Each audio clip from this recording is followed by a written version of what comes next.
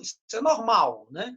A pessoa passar por esse processo. Então, aqui, frente B, módulo 9, bases políticas do Brasil Império. Em todo este longo período, de 1840 a 1889, nós podemos fragmentar este período de comando do Brasil pelo imperador Dom Pedro II em várias fragmentações, em várias partes, digamos assim.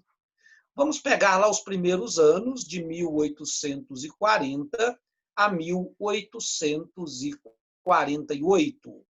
É um período onde ele vai ter que lidar com uma situação bastante complexa aqui no Brasil. Uma polarização política de dois partidos, né? De um lado, nós temos o Partido Liberal, que num primeiro momento tem os favores dele, mas depois ele observa que o Partido Liberal, aí com os irmãos Andrade, os irmãos Cavalcante, né, desejam privilégios pessoais, privilégios para o grupo. Ele, depois da eleição do cacete, né, na primeira eleição convocada por ele, com a vitória do segundo partido, do Partido Conservador, também chamado de Saquarema, né, ele vê, então, uma polarização política no Brasil. Ele vê, então, esses dois grupos distintos e ele vai enfrentar alguns problemas, porque os partidos políticos não se acertam. Um problema já ocorre em 42, com as famosas revoltas liberais, em São Paulo, guiadas pelo padre Feijó, e aqui em Minas Gerais, guiada por Teófilo Otoni. Mas Dom Pedro tem muita habilidade, né? E tem um exército também, lógico, né? Ele vai mandar Duque de Caxias para resolver os problemas, vai prender padre Feijó, vai vencer Teófilo Otoni, e ele vai organizando o parlamento do modo que ele quer. Inclusive, a partir de 1947, né, a gente define o parlamento brasileiro como um parlamento às avessas, já que é um parlamento altamente fiel aos privilégios oferecidos pelo imperador. Então, digamos assim, chegamos a uma harmonização entre o Partido Liberal e o Partido Conservador. Claro que existem ainda fragmentos, grupos que não aceitam, portanto, este sistema. Por exemplo, lá em Pernambuco, entre os anos de 1848 a 1850, como falamos na aula anterior, existe uma revolta, mais uma revolta liberal, né? Então, tivemos uma revolta liberal aqui em 42, em Minas Gerais e em São Paulo, resolvida pelo Exército, né? O Exército resolveu o problema, e agora nós temos a Revolução Praieira, lá em Pernambuco, principalmente utilizando dos jornais, da mídia, para passar às pessoas ideias liberais, né? Ideias do iluminismo, como voto universal, como liberdade de opinião, como extinção do poder moderador e tudo quanto. E, logicamente, que Dom Pedro vai intervir também lá em Pernambuco, resolvendo mais uma vez a situação de modo autoritário. Depois desta Revolução Praieira, acontecida lá em Pernambuco, a gente vai tocar o barco para frente. Então, nós vamos observar que Dom Pedro II, de um modo muito sutil, com muita habilidade política, ele vai estabilizar politicamente o Brasil. Como que ele vai conseguir essa estabilização aqui? Ele não vai nem favorecer nem o Partido Liberal, nem vai favorecer o Partido Conservador. Ele vai procurar uma política de conciliação. Então, esta é a ideia de Dom Pedro II. Então, ele é muito habilidoso em conversar com os liberais e também com os conservadores. Então, os atritos, então, serão minimizados, serão diminuídos, portanto, porque Dom Pedro II percebeu que o Partido Liberal e o Partido Conservador são muito mais próximos do que eles imaginam, né? E é aquilo que deseja o Partido Conservador e o Partido Liberal são privilégios. E ele vai conceder estes privilégios para um grupo e para o outro. Então, nós vamos ter uma nova articulação política aqui no Brasil. Nós vamos ter agora não uma política de conflito, mas uma política conciliatória. E o senhor, chamado Marquês de Paraná, vai ser o grande nome para fazer a conciliação entre os grupos políticos. Então, nós vamos ter, neste período, uma união entre os partidos, entre os dois partidos, Partido Liberal e Partido Conservador.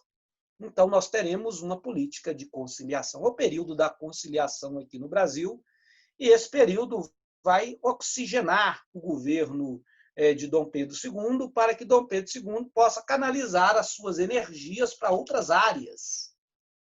Lembrando que grande parte das energias no Brasil são para resolver os conflitos políticos. Até mesmo, né, no nosso período, na nossa era, no momento atual, nós temos vários e vários conflitos políticos que tomam muita energia, portanto, daqueles que estão governando o país. Veja bem, então, Dom Pedro II ele permanece muito próximo ao Partido Conservador, ao Partido Liberal. Ele agora tem um gabinete para auxiliá-lo à execução das ordens no Brasil. Então, nós temos aqui uma condição política estável. Esta condição política estável vai durar pelo menos 20 anos. Pelo menos 20 anos nós vamos ter uma estabilidade política no Brasil. Então, entre 1850 e 1870, politicamente, os grupos chegaram a uma conciliação, chegaram a uma união. Então, se o problema político está resolvido, meu caro estudante, né? Então, se nós tivermos essa conciliação, claro, que não favorece o povo, mas praticamente nada no Brasil favorece as pessoas, né? Nada favorece ao povo. Infelizmente, estudar a história do Brasil, nós temos que levar isso em consideração. As pessoas não são favorecidas, o povão não é favorecido, mas as elites harmonizam-se. Os grupos de elite, portanto, estão estabilizados politicamente. Então, nós podemos tratar de outros aspectos importantes da história brasileira. Então, nós vamos deixar a política de lado e nós vamos para um outro viés muito importante, que é o viés econômico. Então, venha comigo aqui para a gente analisar a economia brasileira aqui neste período. Então, nós vamos analisar a economia dos primeiros anos do segundo reinado do período de Dom Pedro II. Logicamente que nós devemos falar do café. Devemos falar do café. Então, a economia brasileira ela é ligada a este ciclo do café. Então, Dom Pedro é muito sortudo. O Brasil não tinha um produto forte para que ele pudesse marcar território internacionalmente, para que ele pudesse ganhar o dinheiro e etc. Agora, o Brasil tem, né? Então, olha para você ver, nós temos um país que era muito endividado e um país que não produz recursos. A situação do Brasil não é fácil. Desde Dom João VI, né, o Brasil passa por um processo contínuo de endividamento. Brasil do primeiro não, Brasil no primeiro reinado era o Brasil, não era? Era o Brasil o quê, Gustavo? Né, Ivonei? Brasil do primeiro reinado era um Brasil pós-ciclo, final do ciclo do ouro e começando a nascer o ciclo do café. Então era um Brasil totalmente endividado por causa que estava no final do ciclo. Perfeitamente. É isso mesmo, Gustavo. Muito bem. Então, o Brasil está devendo Deus e todo mundo. Assumiu até a dívida de Portugal, né? Principalmente a Inglaterra. E o Brasil começa a descobrir um outro lugar que empresta dinheiro, né?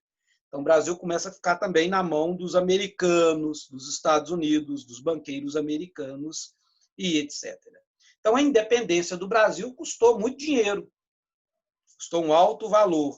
E o Brasil, então, deu muita sorte, porque nós não tínhamos uma economia autossustentável. Muito pelo contrário, nós temos uma economia em frangalhos. Esta mudança econômica vai dar por causa desse produto, por causa do café, né? Lembrando que o café foi introduzido no Brasil como um produto de subsistência. O café brasileiro geralmente tem origem na Etiópia.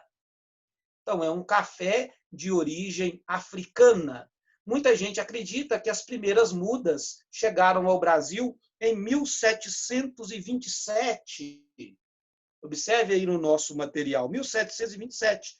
E possivelmente essas mudas vieram para o Pará, na cidade de Belém. Então, ali foi introduzido o café. E, logicamente, que o café vai caindo no gosto das pessoas. Era um produto utilizado não com viés comercial, mas para a subsistência mesmo, né? Então, o café chega em 1727. Lembro bem para vocês que, neste período aqui do século XVIII, o café ainda não tem mercado. Ainda não tem mercado, né? E eu lembro para vocês também que quem geralmente tem o monopólio da indústria do café no mundo é justamente as colônias francesas, né? Não são as colônias portuguesas. O café ele vai chegar em São Paulo e no Rio de Janeiro. São Paulo e Rio de Janeiro. Aqui vai demorar um tempinho, ele vai chegar lá na segunda metade do século XIX, então a partir lá de 1850, e ele vai ser produzido aqui no Vale do Paraíba.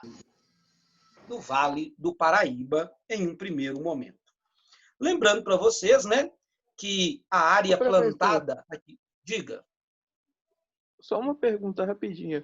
O Vale do Rio Doce, ele começou a ter importância quando? O Vale do Rio Doce ele já vem num processo de expansão da busca por minerais em Minas Gerais. Então, ele já vem depois de um processo aqui existente na província das Gerais, né? O nome daqui era a província das Gerais, onde nós temos o exaurimento das jazidas de ouro. Então, eles vão alargar esta procura deste metal, né?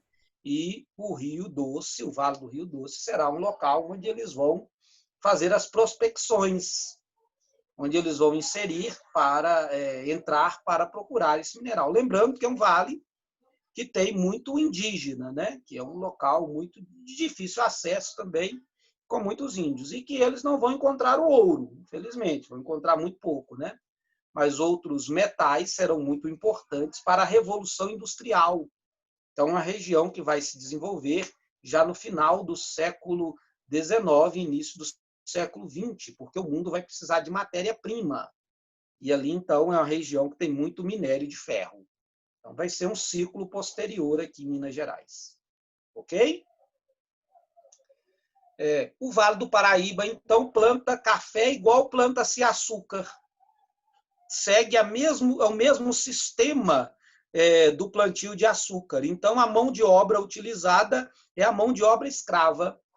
E são grandes latifúndios, portanto, aqui no Vale do Paraíba. Depois, não, no Oeste Paulista, depois nós vamos falar, existe, logicamente, uma diferença, né?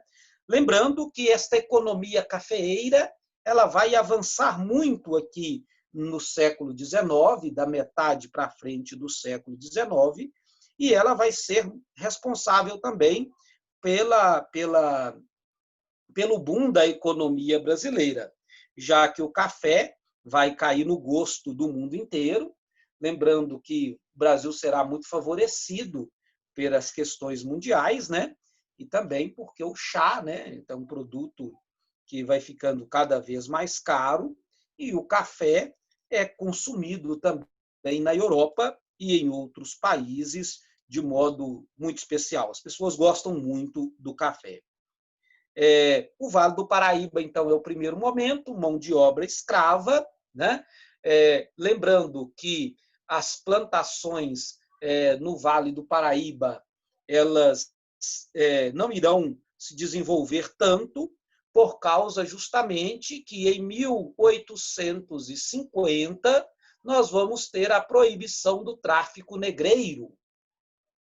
E o Vale do Paraíba não deseja aperfeiçoar esse sistema. Ele continua ainda naquela convicção tradicional, naquela convicção da elite brasileira, que é o escravo que tem que fazer todo o trabalho. Enquanto que no Oeste paulista, né, nós já temos um sistema diferente. Nós já temos a implantação, portanto, de mão de obra assalariada. Lembrando também que o Vale do Paraíba não tem uma terra tão boa como o Oeste paulista. O Oeste paulista tem a famosa terra roxa, né? Que é um solo muito propício, portanto, ao plantio do café. Então, clima favorável, sistema de manejo correto, vai fazer com que o Oeste paulista supere muito, portanto, o Vale do Paraíba, né?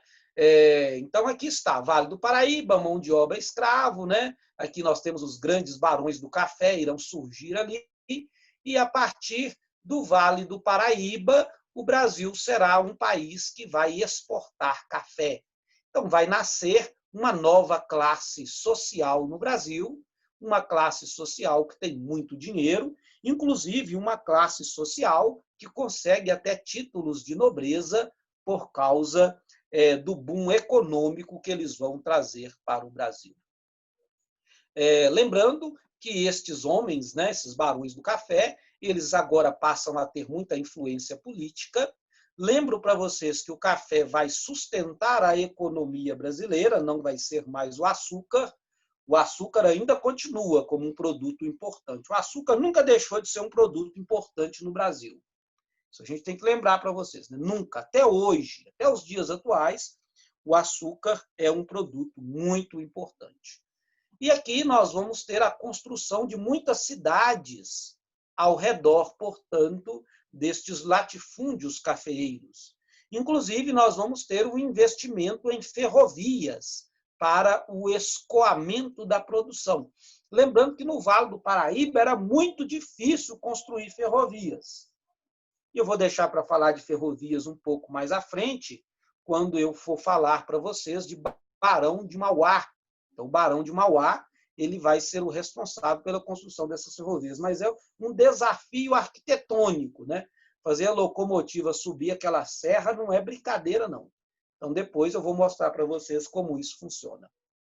Então, o Rio de Janeiro, o Porto do Rio de Janeiro, num primeiro momento vai prosperar por causa do Vale do Paraíba, e num segundo momento o Porto de Santos, que vai ser responsável pelo escoamento da produção do Oeste paulista. O Oeste paulista, a partir desse momento, eles vão iniciar um novo sistema, abandonando a mão de obra escrava, por causa das legislações que vão acontecer, por causa da lei inglesa que proíbe o tráfico, Bill Aberdeen, e por causa da lei Eusébio de Queiroz. Então, eles vão buscar no Oeste paulista um novo sistema, que nós vamos chamar de sistema de parceria, né? E, logicamente, que eles vão financiar a instalação dos estrangeiros aqui no território brasileiro, né?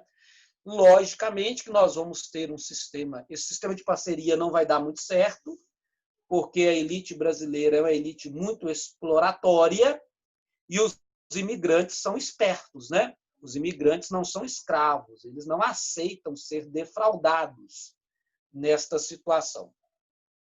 E nós vamos ter, portanto, logo aqui em seguida, o sistema do colonato, que é um outro sistema onde, né, o fazendeiro paga a viagem, né, paga a estadia do imigrante, e o imigrante vai receber um salário fixo anual, mais um plus pelo rendimento da colheita. Então, o imigrante vai trabalhar muito, né?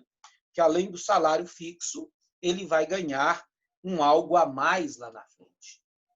Lembro, então, que temos uma escolha. Temos muita mão de obra no Brasil. Tem muita mão de obra, tem muito ex-escravo no Brasil.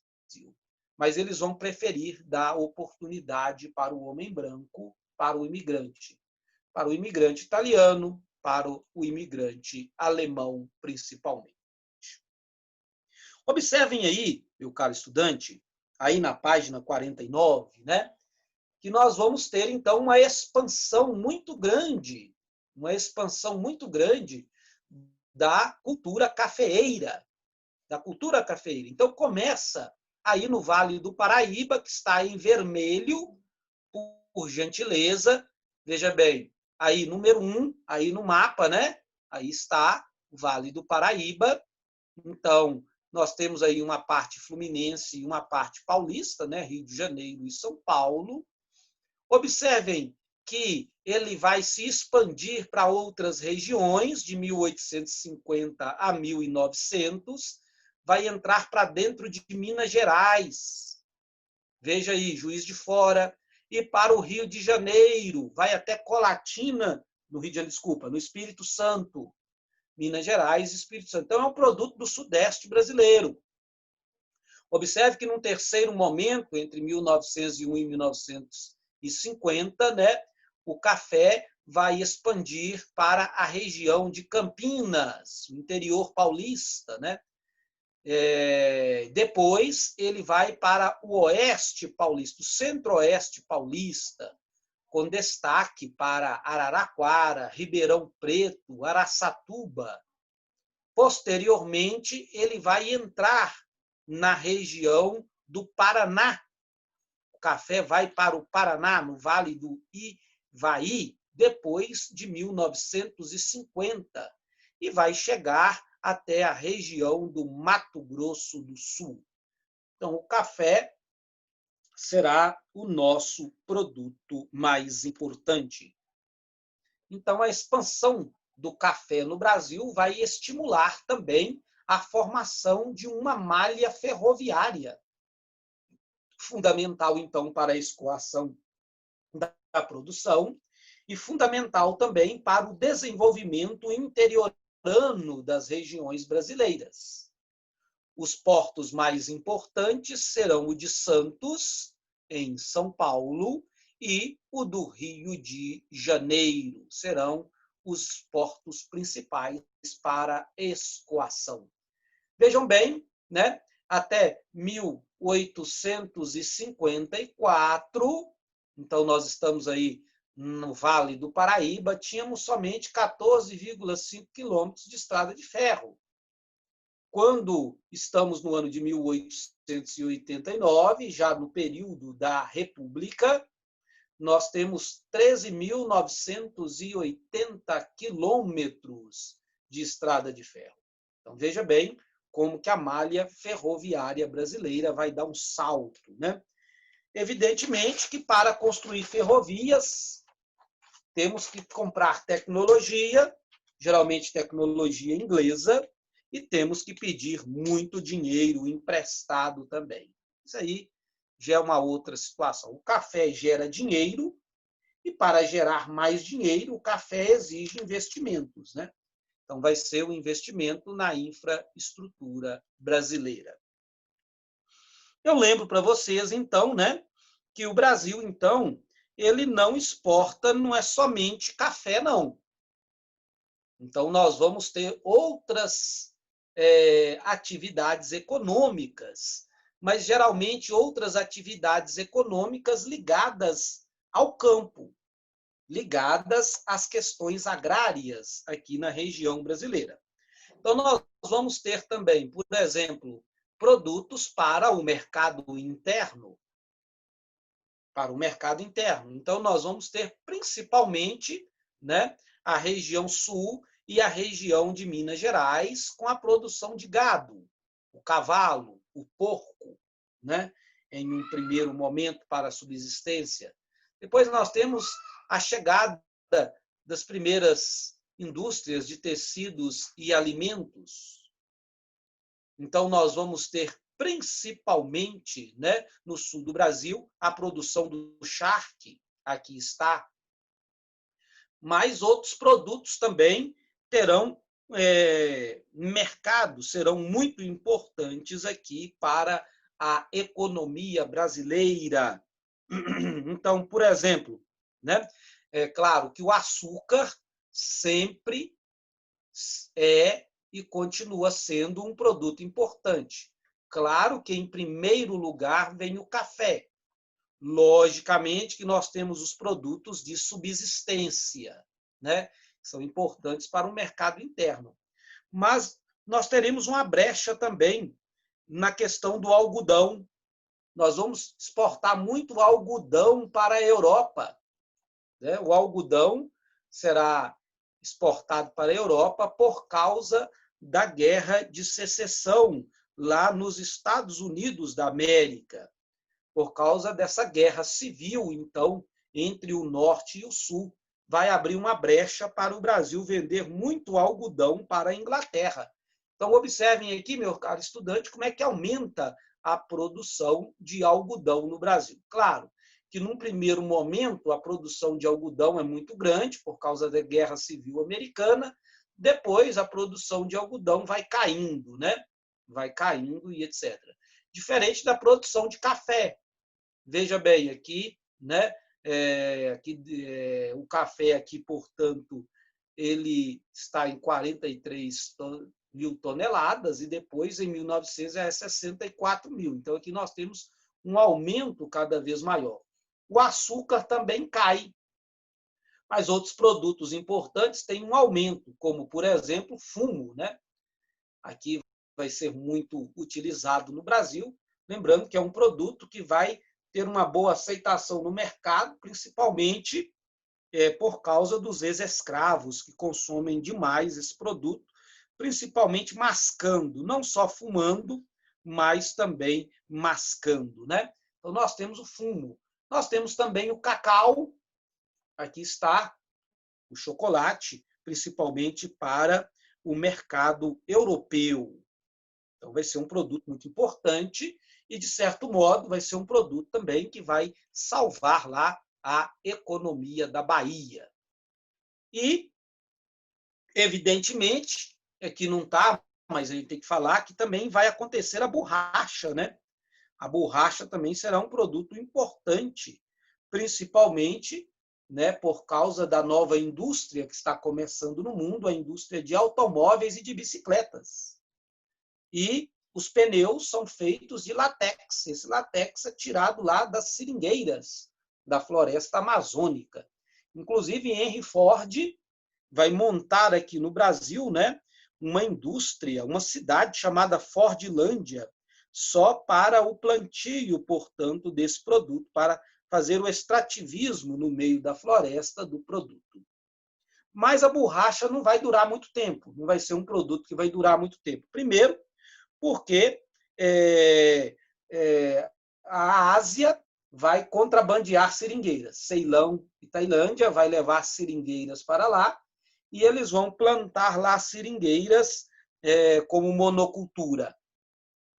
No primeiro momento, então, nós não temos a concorrência deles. O produto deles será mais barato, porque aqui no Brasil nós não podemos plantar seringueira em monocultura, nós não podemos derrubar a floresta, porque tem uma praga aqui, tem um besouro aqui que come, né, as seringueiras. Então, se nós tiramos a seringueira do meio da defesa natural, né, ela não consegue sobreviver. Então, vejam bem, eles roubaram aqui as seringueiras do Brasil. A gente tinha que mandar para eles os besouros também, né? Ficamos com os besouros só para nós. Mas também depois vai surgir a borracha feita de petróleo, que vai ser muito mais barata. Então, látex, ele não tem um futuro assim muito grande. Então, o primeiro produto aqui no Brasil é o café e outros produtos rurais são importantes. Na página 50, a gente segue na questão econômica.